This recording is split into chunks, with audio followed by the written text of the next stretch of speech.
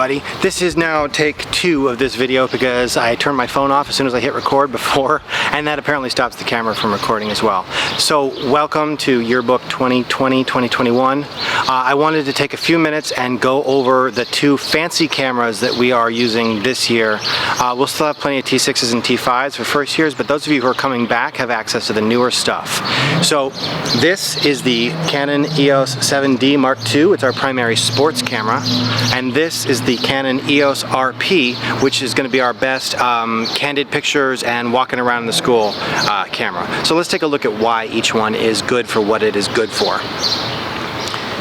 Now, first is this EOS RP. What's cool about this is it's a mirrorless camera. So when you look through the viewfinder, it's actually, instead of looking through a prism that just shows you through the lens, what you're seeing is a tiny little video screen blown up. So when you make the exposure darker, the picture looks darker. So you're much less likely to screw up your exposure when you're shooting with this camera, because when you're shooting with it, if it looks like garbage, you're gonna be like, oh, that looks like garbage. I will, it's too dark. I will slow down the shutter speed, or I'll open up the aperture. One of those things. They also have our fanciest primes on them. This one is a 50mm f1.2 lens. Before we got this lens, the fastest we had was f1.8. The smaller the number, the bigger the aperture, the more light you let in. So what that does is it a large aperture lets you get a shallower depth of field, meaning maybe you focus on somebody's eyes and then like their eyelashes are even blurred out, but that's going to particularly blur out the background behind the person. Right now I'm shooting with an f1.8 lens this video, and you can see that background's not that far behind me, but it's nicely blurred out to give me some separation. With an f1.2, you do a headshot with this, it's going to be a nice blurry background.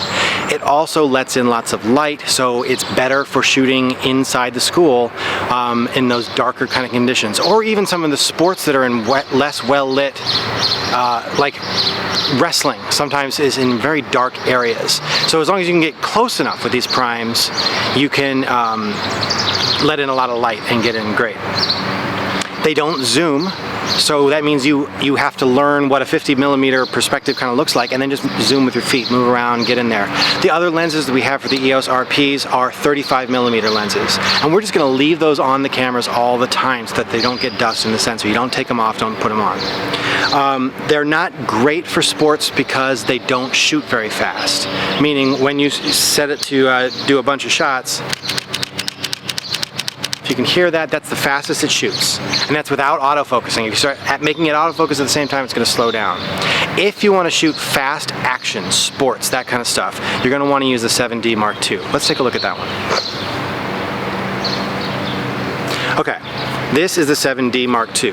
It uses the traditional EF lenses that we've been buying for years, so you can switch these ones off. My recommendation is to mostly stick with the 24-70 zoom and the 70-200 zoom. Those are great pro lenses for fast action. They have the fastest autofocus. They're f2.8 lenses, so they don't let in as much light, but this thing handles low light very well, so you can crank up that ISO without getting as much garbage noise as you'll get on the T6s.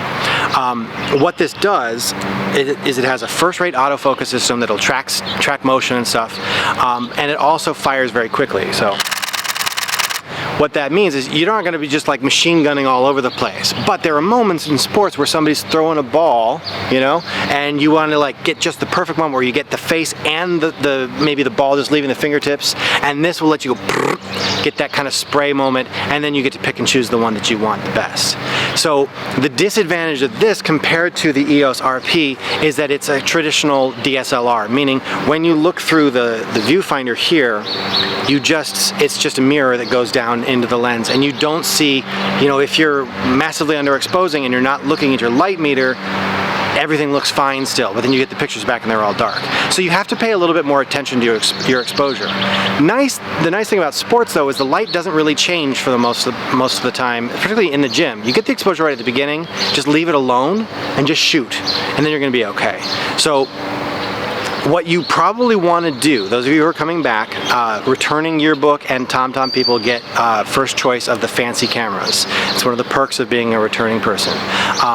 Take a little time to get used to these cameras because they have more buttons and dials and more autofocus settings and stuff than the T6s that you may have gotten used to in the last couple of years. If you want to go to froknowsphoto.com, he's this dude with a big big hair.